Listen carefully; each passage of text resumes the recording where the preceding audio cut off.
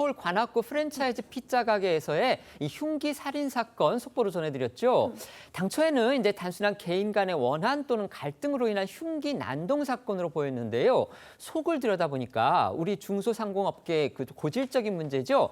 바로 프랜차이즈 본사와 가맹점주 간의 갈등이 원인이다. 이런 주장이 나와서 지금 사회적 문제로까지 비화하고 있습니다.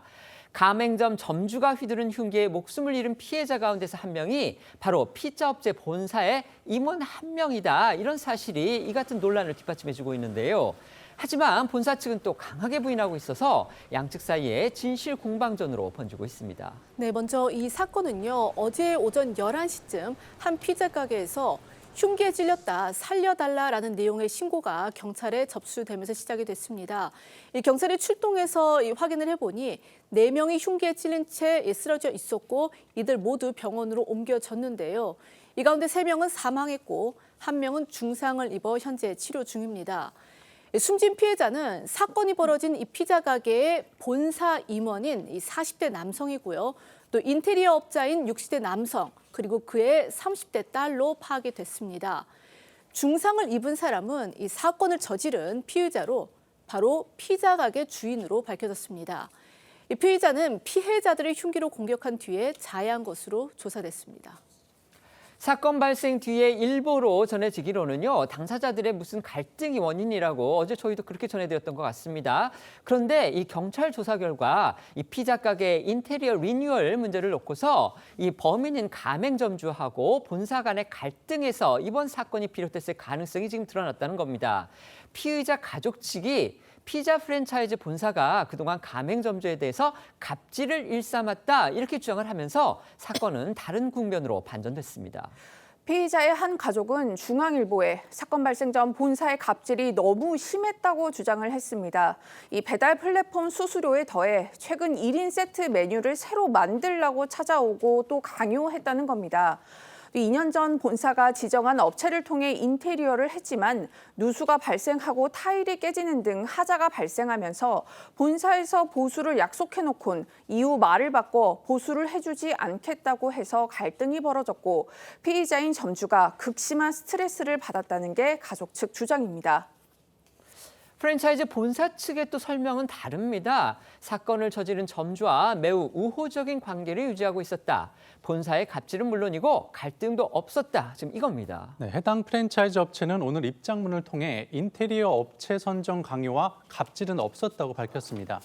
피의자 가족이 일부 언론을 통해 제기한 매장 리뉴얼 강요나 인테리어 리베이트 의혹에 대해 본사는 2021년 10월 직영점 오픈 이후 가맹 사업을 한 이래로 단 한 번도 어떤 점주에게도 리뉴얼을 강요한 적이 없다며 사실 무근이라고 주장했습니다. 본사 측은 또 2명의 사망 피해자를 낸 인테리어 업체는 피의자가 직접 계약한 곳으로 양측이 수리 문제로 갈등이 생기자 오히려 사망한 본사 임원이 적극 중재하려 노력해왔다고 했습니다. 시청자분들 해당 프랜차이즈 업체가 과연 어떤 곳인지 궁금하실 겁니다. 그런데 이처럼 양측의 주장이 워낙 지금 팽팽해서요. 아직 실명을 공개할 수 있는 그런 단계는 아니 듯합니다. 다만 현재 국내에 120여 개의 매장을 보유하고 있고요. 또 외국 9개 나라에도 진출한 중견 업체라는 점은 말씀을 드리겠습니다. 피의자 측과 본사 측 주장이 워낙 팽팽한 상황이라서 이 경찰이 수사를 통해서 진실을 밝혀내야 할 텐데요. 경찰은 일단 이 사업상의 갈등이 영향을 미친 것으로 보고 수사를 이어가고 있습니다. 네, 현재 경찰은 이 범인이 중상을 입고 치료 중이어서 이 진술을 제대로 받기 어렵다고 판단을 해 우선 본사 직원 등을 상대로 조사를 벌이고 있습니다. 이 뉴스원 보도에 따르면요. 어제 경찰에 출석한 이 본사 관계자는 사측과 피의자 점주 사이에 나눈 이 메신저 대화 내용 등을 제시를 하면서 양측 간에는 별 문제가 없었다 이렇게 주장을 한 것으로 전해졌습니다. 경찰은 일단 이 피의자가 범행 사실은 시인한 만큼 치료를 마치는 대로 살인 혐의로 체포해 구체적인 사건 경위를 조사한 뒤에 구속영장을 신청할 방침입니다.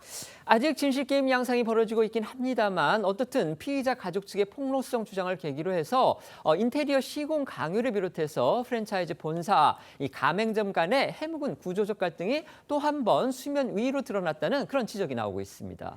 네, 2024년 서울시 가맹사업 등록 현황에 따르면 가맹점 평균 창업 비용 1억 1,300만 원 중 인테리어 비용만 약 5,150만 원으로 45.6% 6%를 차지하는 것으로 나타났습니다. 특히 본사는 4년에서 5년 주기로 매장 리뉴얼을 의무화하고 인테리어 업체 선정과 비용 부담을 가맹점주에게 강요하는 사례가 잦아 점주들의 부담이 크다는 게 가맹점주들의 주장인데요. 실제 2024년 공정거래위원회의 실태조사에서 가맹점주의 54.9%가 본사로부터 불공정 행위를 경험했다고 답했습니다. 관련 업계에서는요, 인테리어 재시공이라든지 광고 비용 첨가, 또 물품 강매 등을 두고서 본사와 프랜차이즈 가맹점주 간의 갈등 하루 이틀 일이 아니다, 이런 의견이 많습니다. 이 삼겹살 전문 프랜차이즈 H사 본사가 가맹 계약서에 명시하지 않은 물품 26종을 필수 품목으로 강제하고 이를 거부한 점주에게 고기 공급을 끊는 등 갑질을 일삼은 사실이 드러나면서 당국으로부터 과징금을 부과받은 게 최근의 예입니다. 또 가맹점주들이 광고 비용 일부를 분담하는 구조로 알려진 저가 커피 프랜차이즈 M커피와 C커피도 각각 축구 선수 손흥민과 BTS V를 모델로 기용하면서 점주들의 부담이 가중됐다는 지적이 나오기도 했습니다. 지금 양측의 주장이 다릅니다. 그러니까 점주의 가족 측은 이제 그 본사 측에서 갑질이 있었다 이렇게 주장을 하고, 하지만 이제 본사 측은 그런 일은 없었다 이렇게 주장을 하는데, 그런데 점주 측에서 지금 없던 사실을 과연 또 주장을 할지, 이게 워낙 이 프랜차이즈 본사와 가맹점주 간의 갈등은 우리 고질적인 문제 중에 하나잖아요. 이번 사건 어떻게 봐야 될까요?